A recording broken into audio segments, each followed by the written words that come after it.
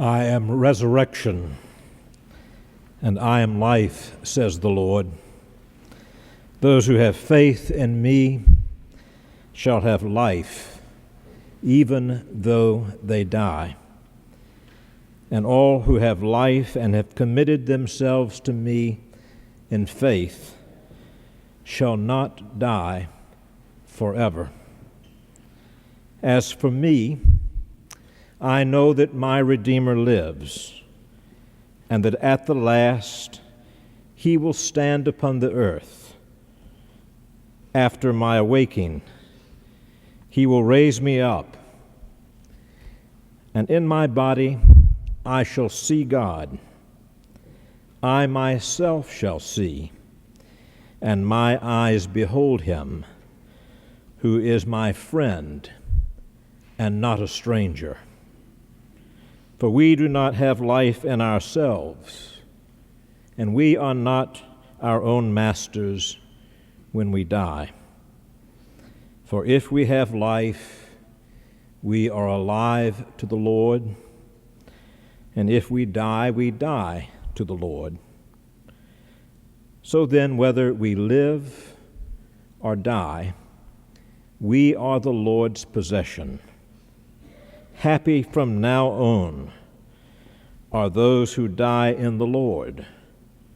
So it is, says the Spirit, for they rest from their labors.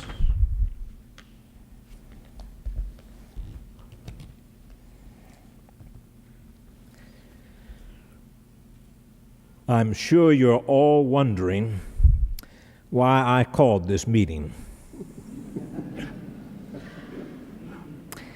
I can so clearly hear him saying it, playfully, as he did so many times, delighting us with his marvelous sense of humor and personality.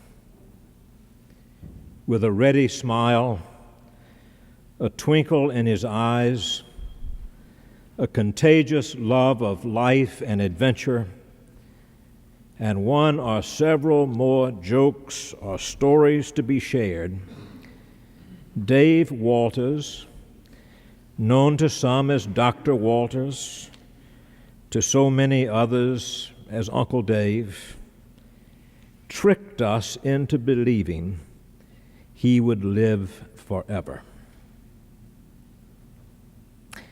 Yet here we are, gathered together within the strengthening fellowship of each other's presence to remember and give thanks for the life of this one who was in so many ways larger than life, a legend known and celebrated far and wide for his high standard of excellence, but just as much for his gentleness and humility, his kindness and his generosity of spirit. Saddened by his death, to be sure, we have gathered to share our grief with God and one another, but also to reaffirm our faith in God's unfailing goodness and to commend Dave to God's everlasting care. And we whose experiences of life and faith are unique but no less holy have gathered in hope to bear witness to the life-affirming, reassuring promise that love never dies. As we witness to our faith and celebrate the life of this truly remarkable man, may God search our hearts that in pain we may find comfort, in sorrow, hope, in death, resurrection. Let us pray. Eternal God, we praise you for the great company of all those who have kept the faith, finished their race, and now rest from their labor. We praise you for those dear to us, whom we name in our hearts before you. Especially we thank you for your servant David Walters, whom you have now received into your nearer presence. Help us to believe where we have not seen, trusting you to lead us through our years, and bring us at last with them, indeed with all your saints, into the joy of your home, not made with human hands, but eternal in the heavens. Through Jesus Christ our Lord. Amen.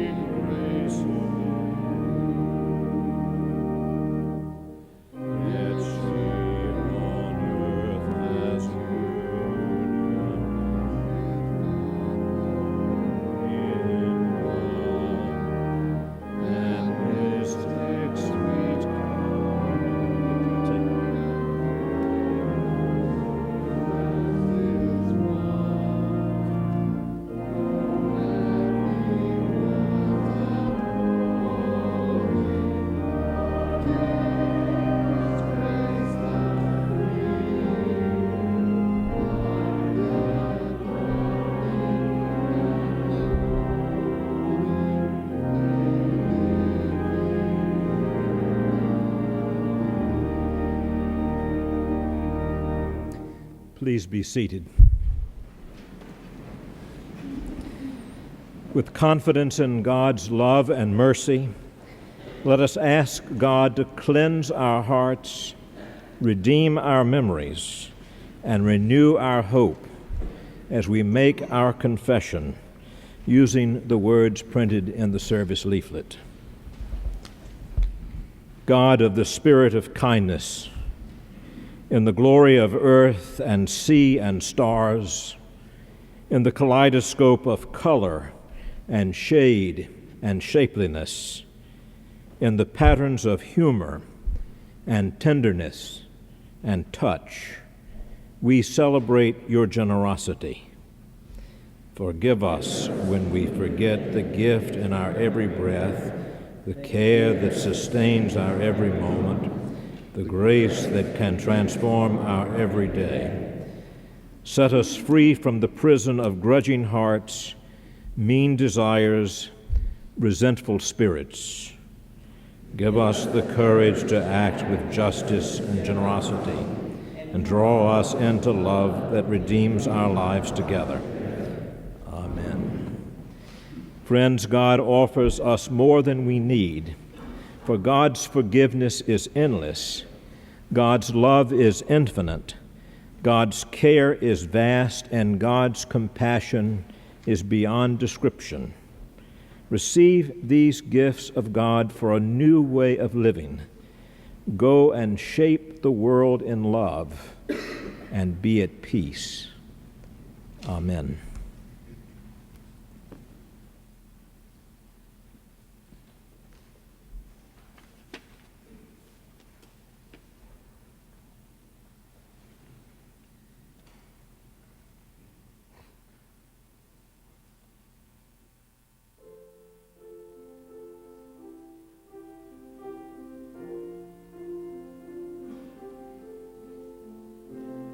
Peace of God, which passes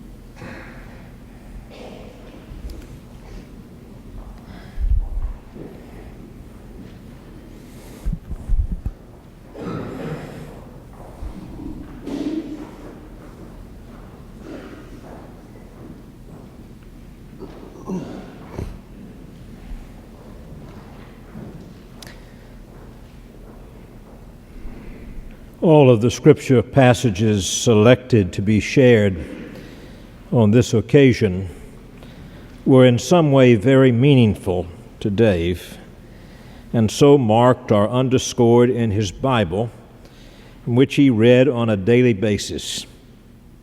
In each of these readings, I think you will recognize the quiet yet sturdy faith of our friend. A reading from the book of the prophet Isaiah. Have you not known? Have you not heard? The Lord is the everlasting God, the creator of the ends of the earth. He does not faint or grow weary. His understanding is unsearchable. He gives power to the faint and strengthens the powerless. Even youths will faint and be weary, and the young will fall away exhausted. But those who wait upon the Lord shall renew their strength. They shall mount up with wings like eagles. They shall run and not be weary. They shall walk and not faint.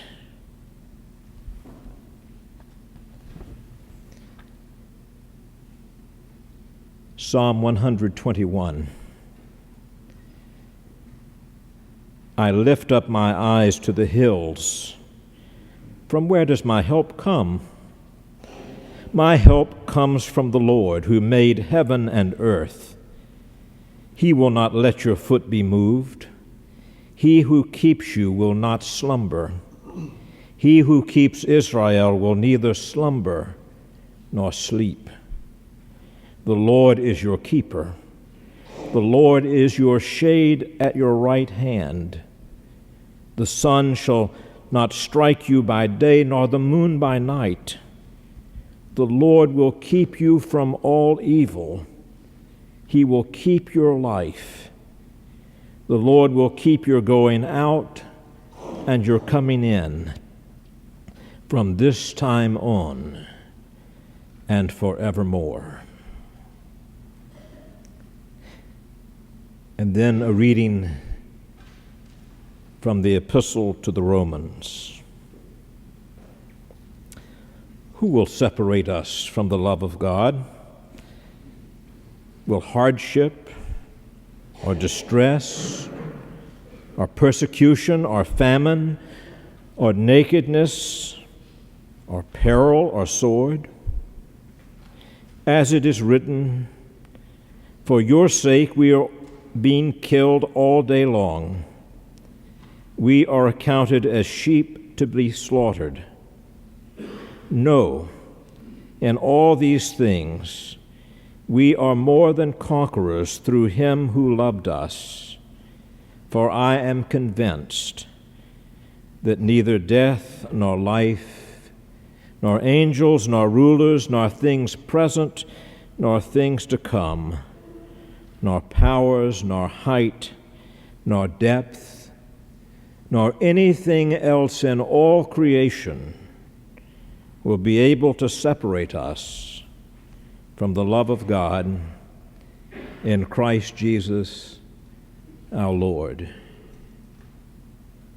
And then finally, a reading from the Gospel according to St. John, which bears a message which I think that our friend would have us hear. Do not let your hearts be troubled. Believe in God. Believe also in me. In my Father's house there are many dwelling places. If it were not so, would I have told you that I go to prepare a place for you? And if I go and prepare a place for you, I will come again and will take you to myself, so that where I am, there you may be also. And you know the way to the place where I am going. I will not leave you orphaned. I am coming to you. In a little while the world will no longer see me, but you will see me. Because I live, you also will live. I have said these things to you while I am still with you, but the Advocate, the Holy Spirit, whom the Father will send in my name, will teach you everything and remind you of all that I have said to you. Peace, peace I leave with you. My peace I give to you. I do not give to you as the world gives. Do not let your hearts be troubled, and do not let them be afraid.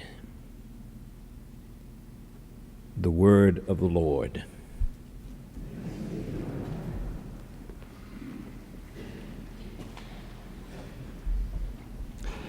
Good afternoon. My name is Ken Bodiford, and I want to say thank you to everyone who is here today to pay tribute to my friend, mentor, teacher, Dr. David L. Walters. This is a moment that I know that all of us have dreaded most of our adult life. To many of us in this room, he was a master teacher. However, we must remember that he was also a husband, a dad, a grandfather, a great-grandfather, and an uncle.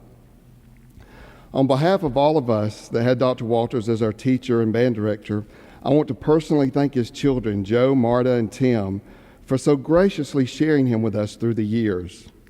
I realize that with the Southerners, we took up a lot of his time and probably acted as if he was our own dad.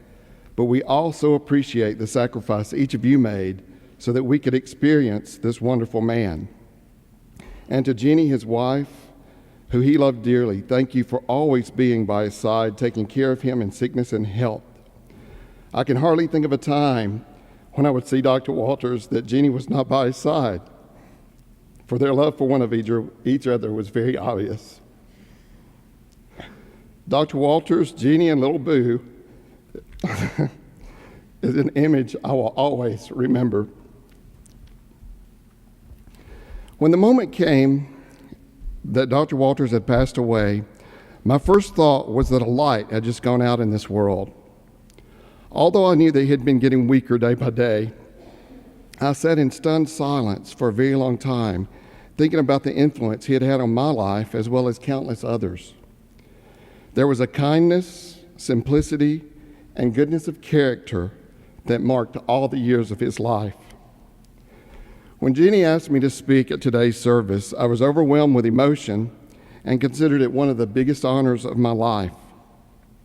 All that ran through my mind was, how can you eulogize a legend? He was the ultimate example of what we all should strive to be. His personal integrity, how he dealt with others, and how he handled his life is the script of his eulogy. However, I could not help but feel unworthy of this honor because of the thousands of students that had gone on as his student as well in the band program at Jacksonville State University. I felt as if we all should share a small part in honoring him today. I couldn't think of a better way than to share a collection of some of our favorite stories about Dr. Walters in the voices of former students.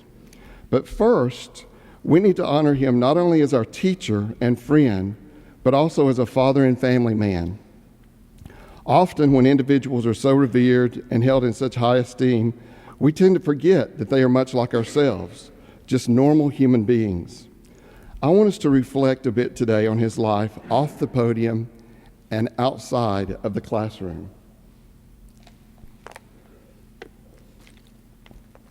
So, I asked Jeannie, his wife, and his children to share some of their stories about this wonderful man so that we could catch a glimpse of him as just a regular guy.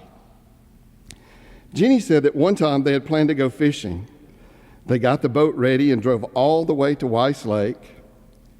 When they got ready to launch the boat, Dr. Walters looked at Jeannie and realized he had left the keys to the boat at home.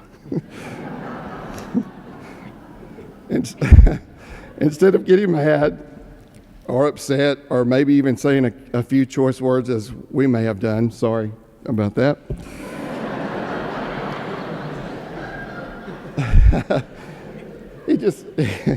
he looked at Jenny and said, "Oh, let's just go eat."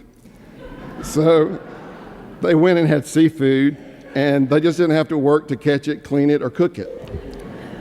He ended up making it a wonderful day after all. Joe, the oldest of the children, shared these stories. When I was a young boy, I attended Trent Park Elementary School in New Bern, North Carolina. Dad was the band director at New Bern High then. One spring day after school, I walked to the high school to meet Dad. This wasn't an unusual thing since the family only had one car at the time, and Mom worked part-time typing for an attorney. Dad supplemented his income by painting signs and had to finish up a couple before we could start home. We either took the city bus or we walked home on these occasions. It was only a few miles home and mostly on city sidewalks. By the time that Dad finished the signs, it was dark and the city buses had finished running for the day, so we set out walking. New Bern High was a pretty new facility at the time, and the most direct route to the sidewalks was across this large field. To a young boy, this field was a great place to play in the daytime, but at night, it was a complete different story. As we walked across the field holding hands, I confessed to Dad that I was afraid of the dark. In his kind way, rather than chide me for my fears, Dad explained that rarely it was as dark as you think it is. He pointed out the stars in the sky, the street lamps ahead, and shared that the moon would soon be out. You just have to look for the light in any darkness. Take the time to let your eyes adjust and find it. And as I got home, I realized the truth of what he shared when I noticed that the street lamp on the corner shone through my window of the bedroom where I shared my room with my younger brother, Tim. As with many of Dad's lessons, I later realized looking for the light in the darkness didn't just apply to day and night, but to the darkness one experiences in life. There's always light. We just have to let our eyes adjust for it. Let me preface this next story that Joe shared by saying that we all know that Dr. Walters never got in a hurry for anything. In the fall of 1973, Jack State played at Troy for football. After the game, the buses started up the highway towards Montgomery. After we had traveled for about 10 miles or so, a couple of state troopers pulled the buses over. We waited on the side of the road and wondered what was wrong. Then another state trooper came up and parked right in front of the first bus. Out climbed Dad.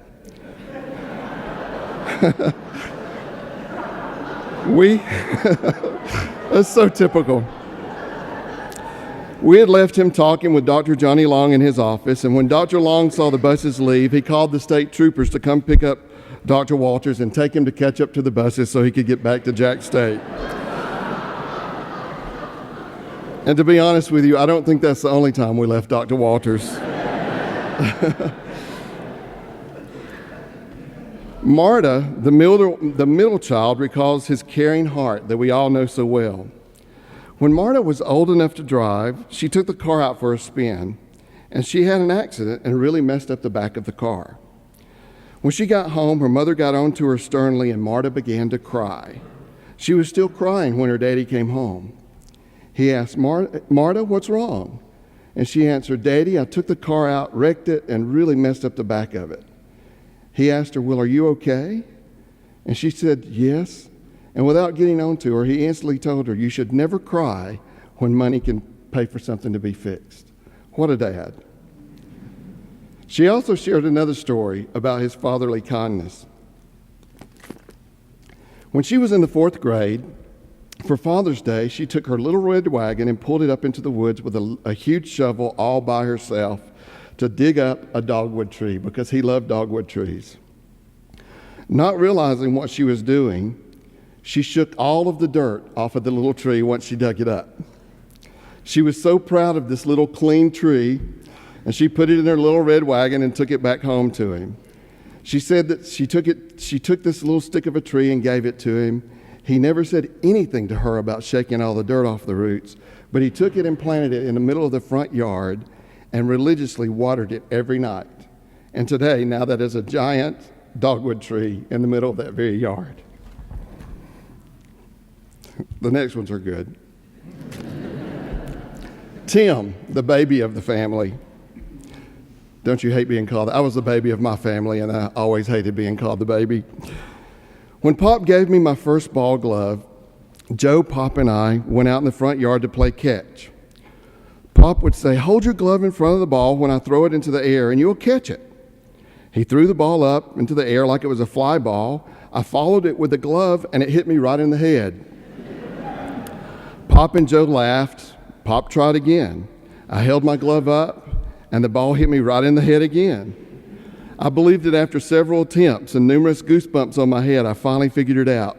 But Tim said he's never been the same since. Tim also shared that Pop was always a teacher. When I was a little boy, just part of the nightly activity was to see Pop at the piano.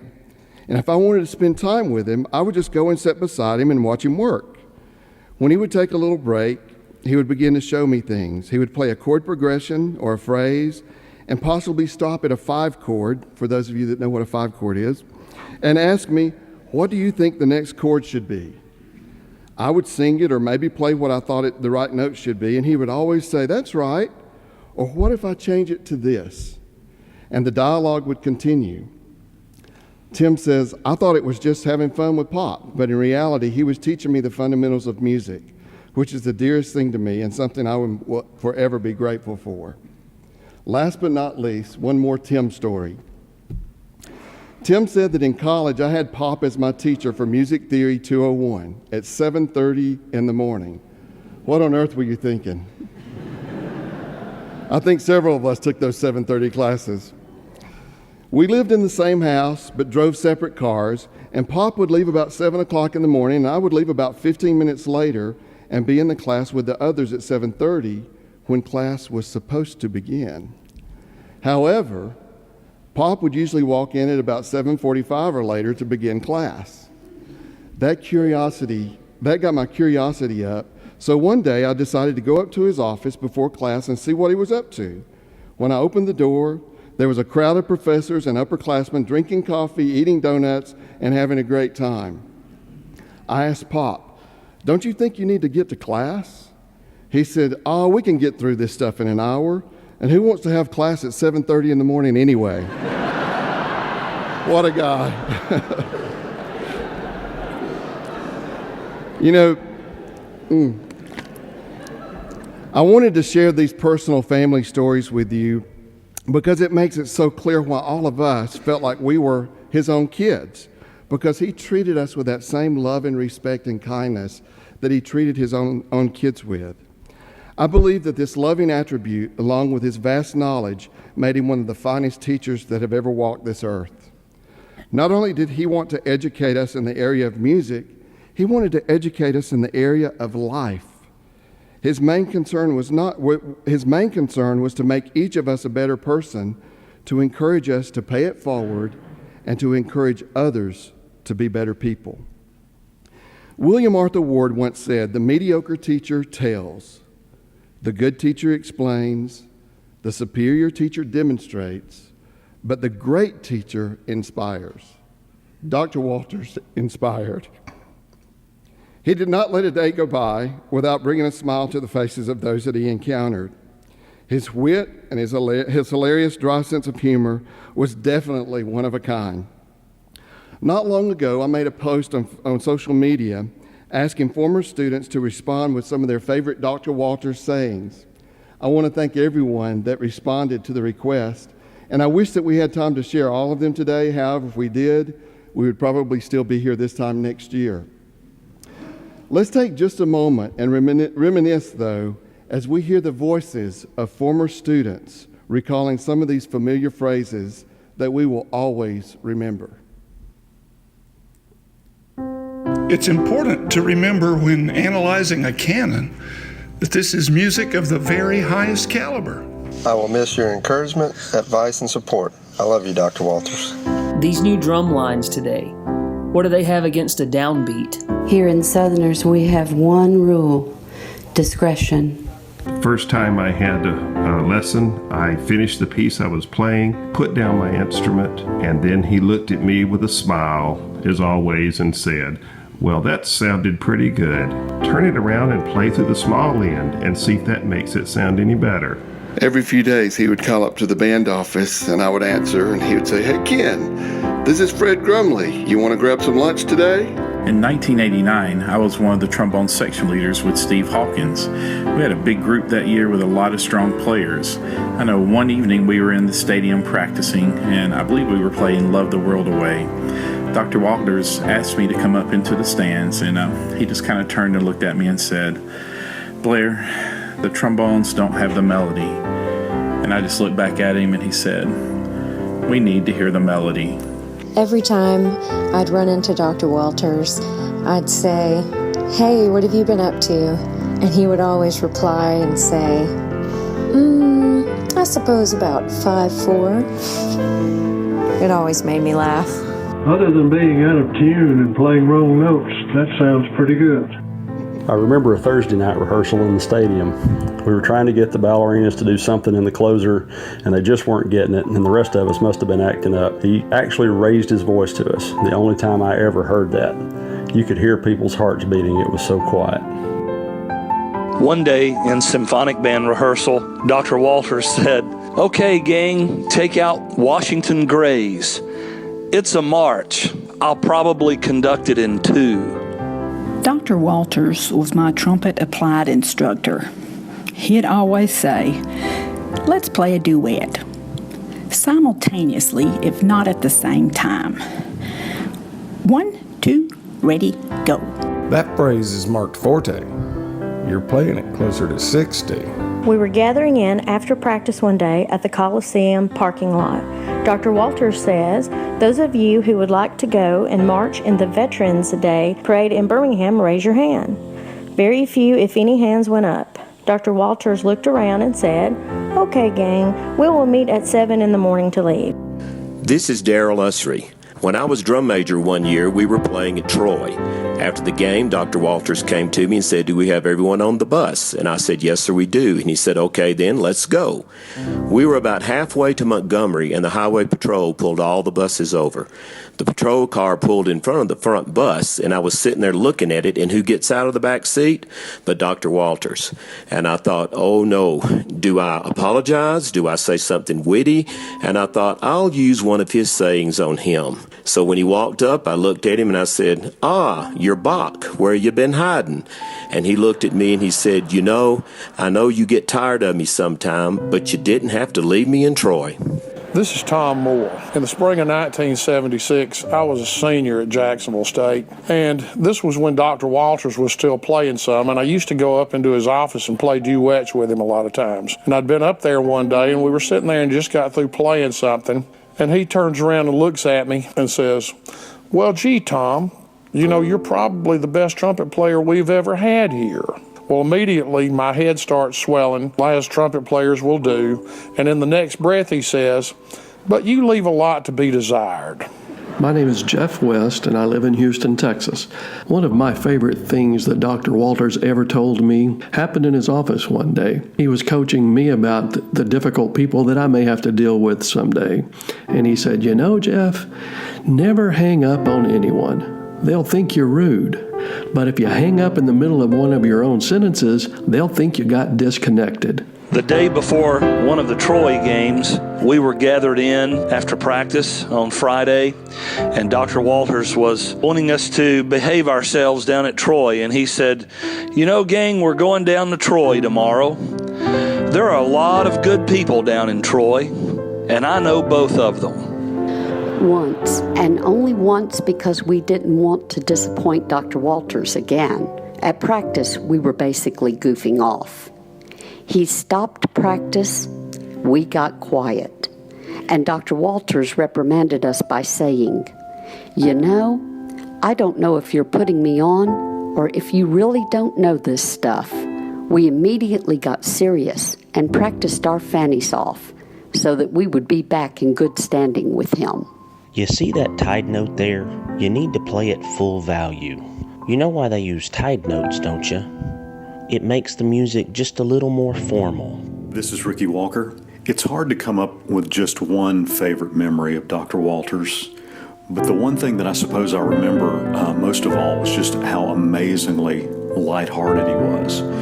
His demeanor had such a calming effect. He never seemed to let the stress of the job show, and he had this ability to interject humor with such a dry delivery that it made us all laugh. I think we all knew just how much he cared about us.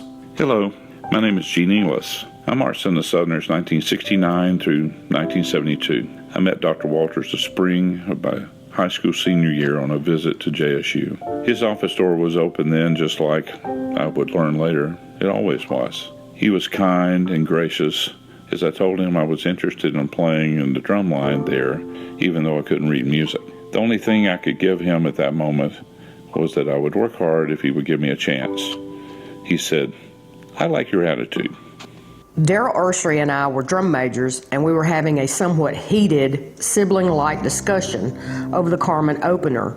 We didn't notice Uncle Dave walk up until he put a hand on our shoulders and in his soft manner voice said, "Now, let's be kind to one another." You could have heard a pin drop. Dr. Walters then proceeded to alternate trumpet trombone on the front line. As he walked off, I stuck my tongue out at Daryl as if to say, "See, I won." I swear Uncle Dave must have had eyes in the back of his head, for he turned around and said, "And remember, discretion." I almost fainted. This is Scott Berry.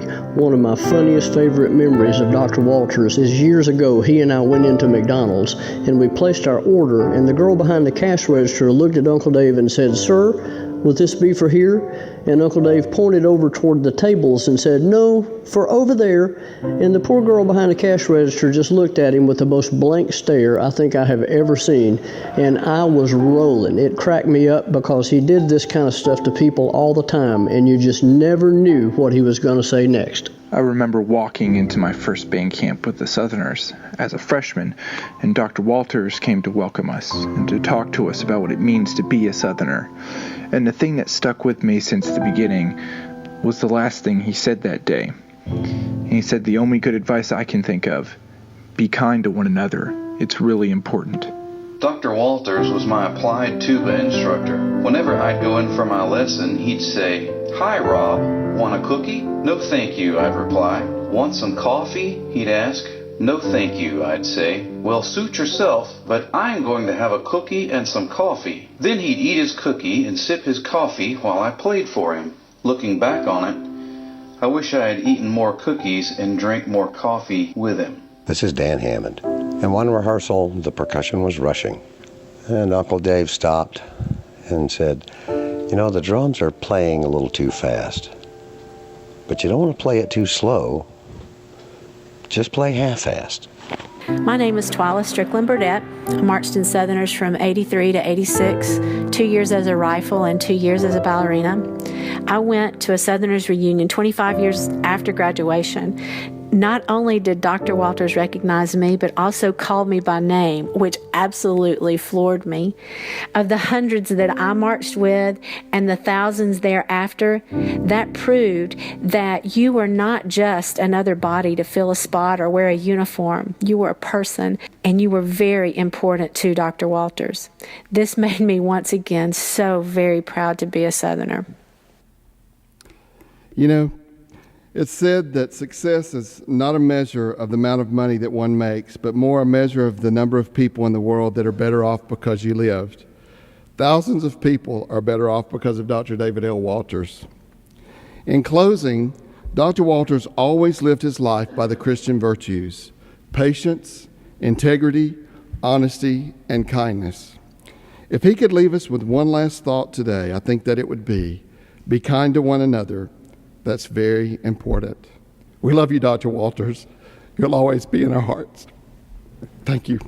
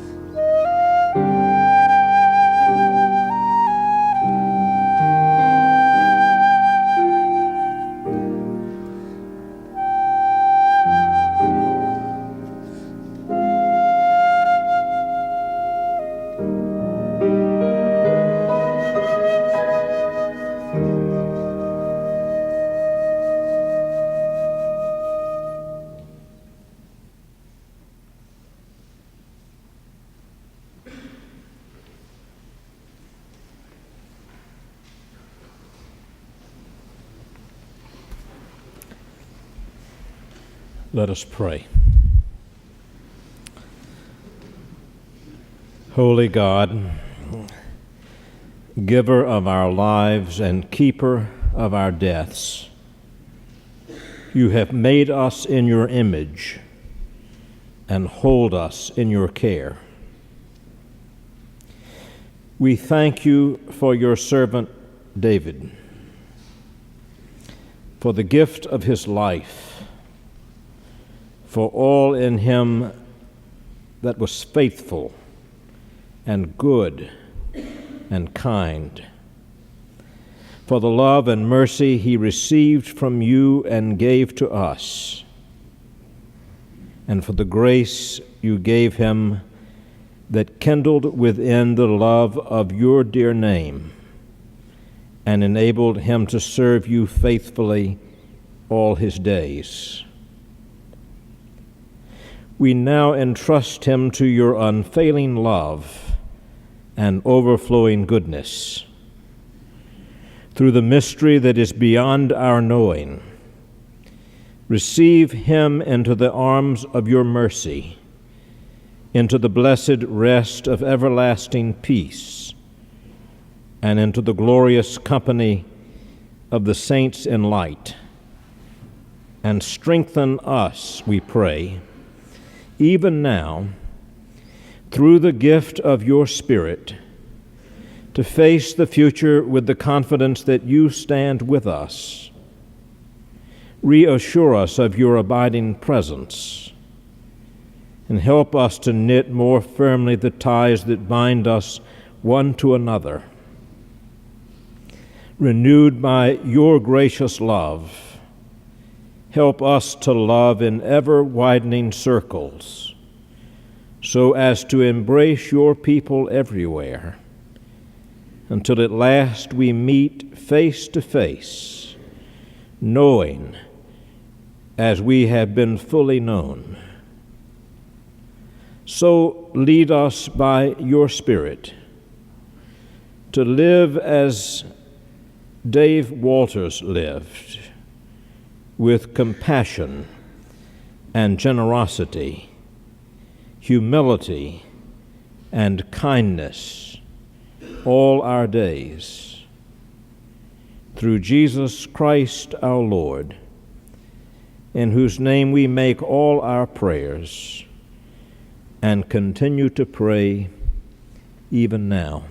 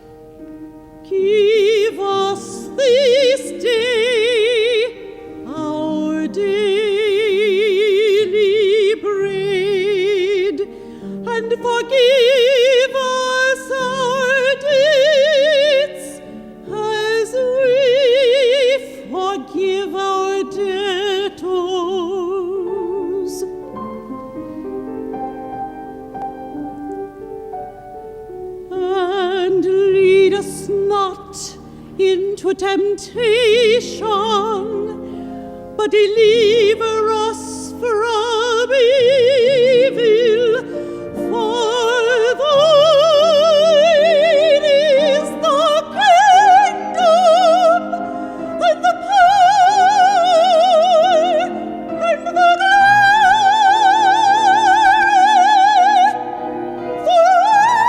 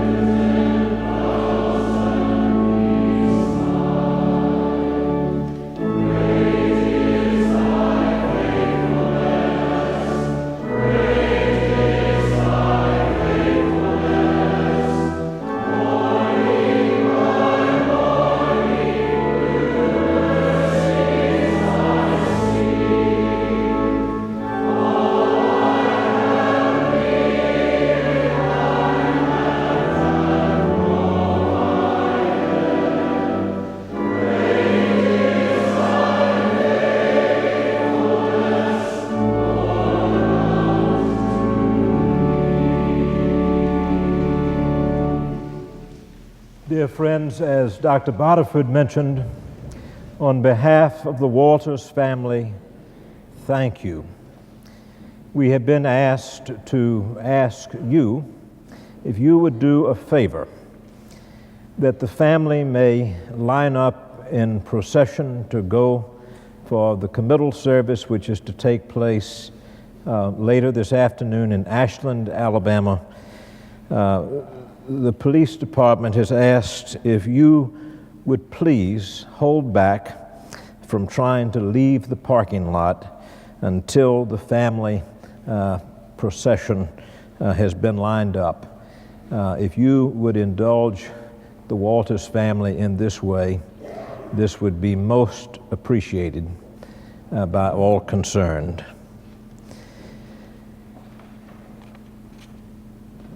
As has been communicated to us in a whole host of ways this day, Dave Walters has shown us how to live and even how to die. We shall never grow tired of telling his story or the many stories of the countless ways he enriched and so positively impacted our lives. For of these stories, there seems to be no end. His life modeled the faith and challenging words of the prophet Micah. God has shown you what is good. What does the Lord require of you but to do justice, to love kindness, and to walk humbly with your God? Dr. Walters, through and through. And so as we leave the sanctuary this afternoon, let us remember that we and Dave Walters are embraced in the steadfast love of God forever. We and Dave are redeemed in the grace of Jesus Christ, now and always. And together we are being empowered by the Holy Spirit for loving service and faithful witness each day of our lives. So I pray for us all that the love of God might fill our lives and the peace of God might rest in our hearts forevermore. Amen.